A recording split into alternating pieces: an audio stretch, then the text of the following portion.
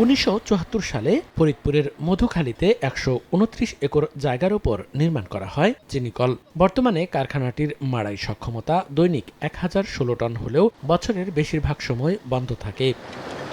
এ পর্যন্ত 49টি মাড়াই মৌসুমের মধ্যে মাত্র 9টিতে লাভের মুখ দেখেছে প্রতিষ্ঠানটি। সম্প্রতি সরকার আখের মূল্য বৃদ্ধিতে বেড়েছে আখের উৎপাদন ও সরবরাহ।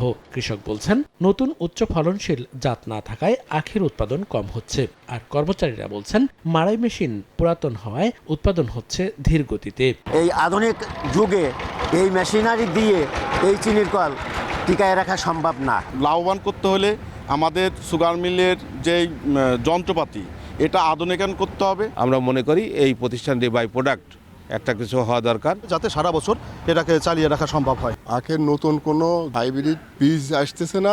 কর্তৃপক্ষ বলছে, কৃষকের লাভ বাড়াতে নতুন জাত ও রিং পদ্ধতিতে আবাদে উদ্বুদ্ধ করা হচ্ছে। আমরা চাষিদেরকে এই রিংপিট করার জন্য উদ্বুদ্ধ করতেছি। আমাদের ওই প্লটগুলো পরিদর্শনে নিয়ে যাচ্ছি, সেখানে ডেমনস্ট্রেশন হিসেবে আমরা তাদেরকে দেখাচ্ছি এবং অনেক চাষি এ বিষয়ে উদ্বুদ্ধ হয়েছে। ঊর্ধ্বতন কর্তৃপক্ষের কাছে কারখানাটি আধুনিকায়নে সুপারিশ পাঠানো হয়েছে বলে জানান ব্যবস্থাপনা পরিচালক।